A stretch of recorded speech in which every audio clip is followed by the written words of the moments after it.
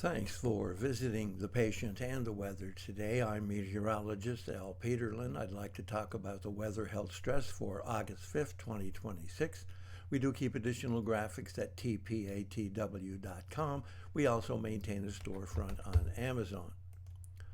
Not a heck of a lot of activity going on across the surface map for Wednesday, although showers and thunder showers could really pop up almost anywhere. There is a frontal system stretching from the thumb of Michigan across Chicago through Kansas City down to the Oklahoma Panhandle, back on up to Denver, actually extending even back to Albuquerque and up through Arizona as the monsoon will continue. Lots of activity ahead and along that front.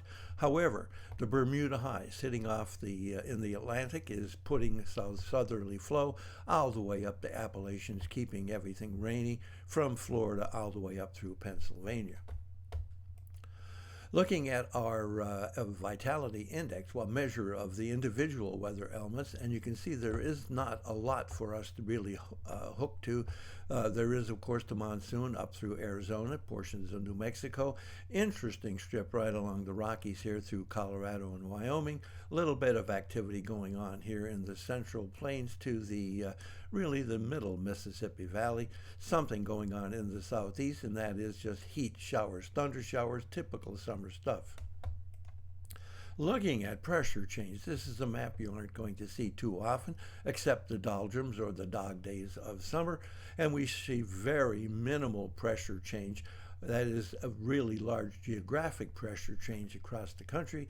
There's always that little bit of pressure change around the showers and thunder showers, and even that could have a health impact.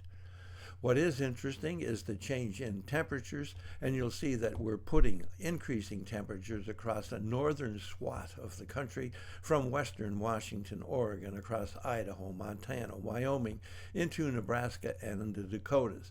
The very interesting aspect of this is that high temperatures, typically summertime high temperatures, are really significant for this part of the country because the people are typically not used to this kind of temperature change. Looking at the dew point temperature change, you can see that we have some falling dew points here in Wyoming, Colorado.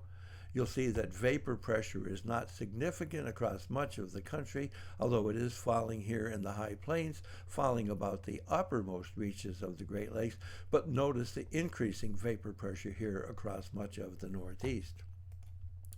Again, instability, but mainly along the frontal system, across the monsoons, and typical type summer instability for much of the southeast.